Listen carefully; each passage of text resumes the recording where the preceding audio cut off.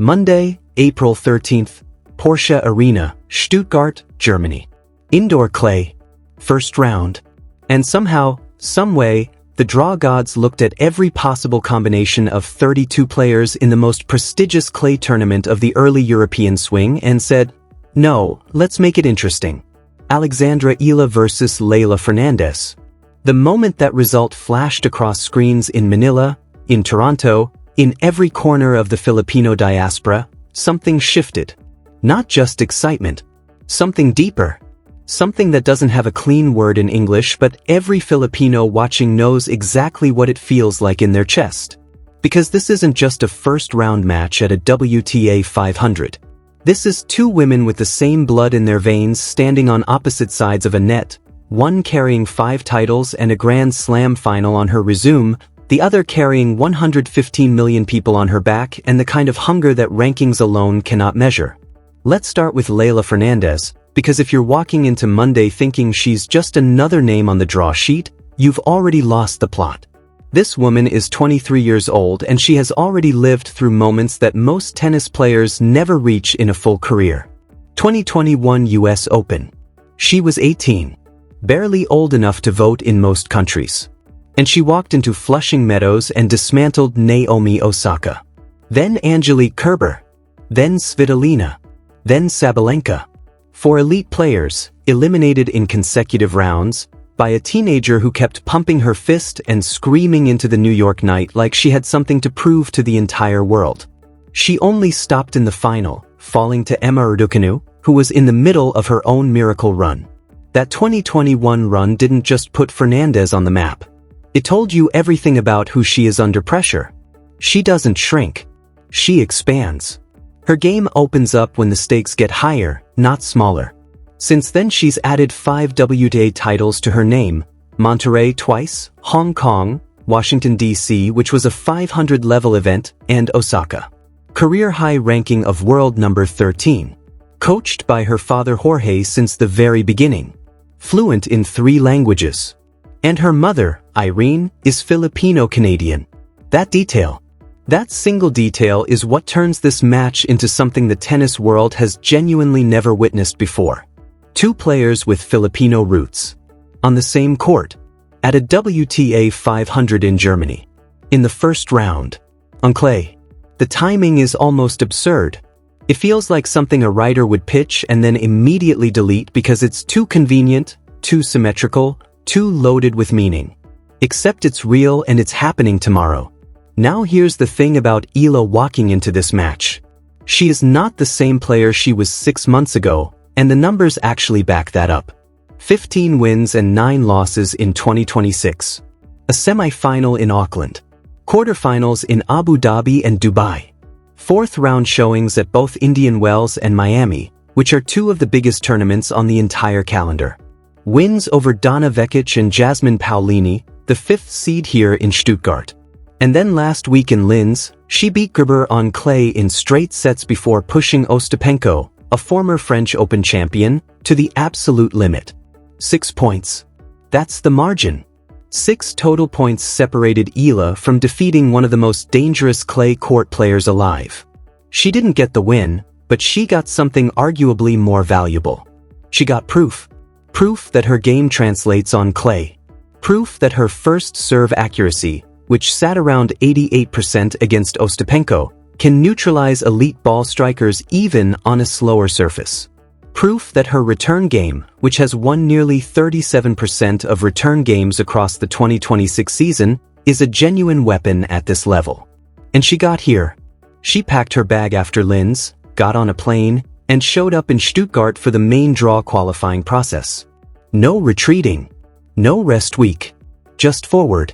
That tells you something about the mentality being built at the Rafa Nadal Academy, where Eala trains every single day inside a system that was designed to produce one specific kind of competitor. The kind that treats every match like it might be their last. Now contrast that with where Fernandez is right now, because this is where the matchup becomes genuinely complicated. 4 wins and 9 losses in 2026. Brisbane, Adelaide, the Australian Open, Abu Dhabi, Doha, Dubai, Indian Wells, Miami, early exits across the board. She won one match in Charleston before losing and stepped off the green clay and onto the flight to Stuttgart. Her clay record this year is 1 win and 1 loss. Her overall confidence is clearly not where it was 2 or 3 years ago. She is not the same player who screamed her way through New York in 2021. That version of Fernandez is somewhere inside her, absolutely, but right now it's buried under a run of results that would test any competitor's belief in themselves. And here is the tension that makes this match so fascinating from a purely tactical standpoint. A player like Fernandez doesn't need form. She needs a spark. One break of serve. One forehand that clips the line. One moment where the crowd reacts and her competitive instincts kick in. Because those instincts were forged at the US Open final at 18 years old, and that kind of fire doesn't just disappear. It waits.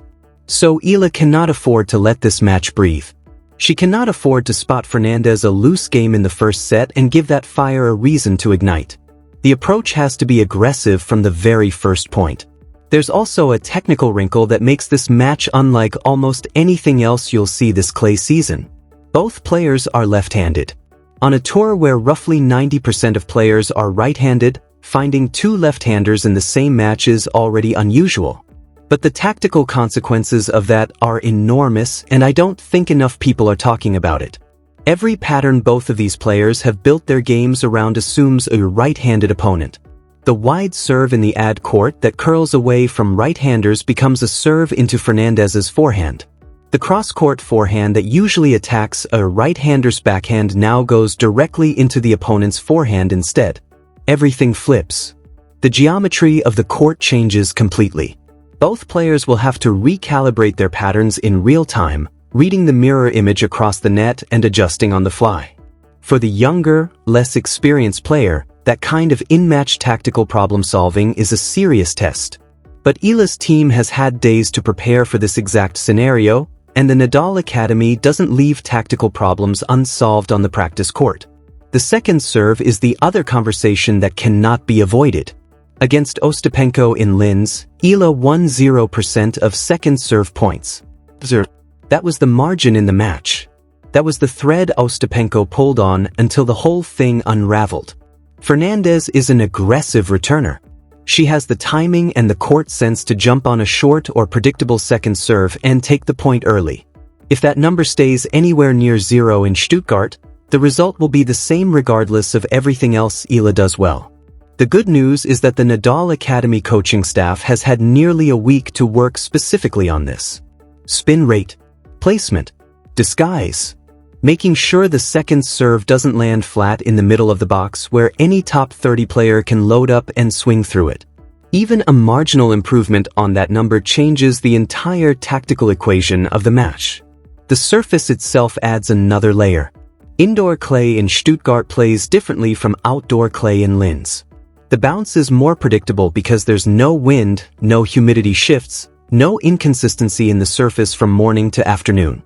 The ball comes through a little cleaner and a little quicker than traditional outdoor clay. For Eala, who has now logged 2 competitive clay matches in her legs, that consistency could actually be a comfort. She knows what the ball is going to do. She can set her feet, time her swings, and trust her movement patterns in a way that outdoor clay sometimes makes impossible. For Fernandez, who just came from Charleston's green clay surface, there's an adjustment built in. The footing, the timing, the way the ball sits up, it all shifts when you move from green clay to red, and then from outdoor to indoor. That adjustment window is exactly where Eala's preparation becomes an advantage. And then there's what comes after. Because the winner of this match draws Jasmine Paolini in the second round. The 5th seed.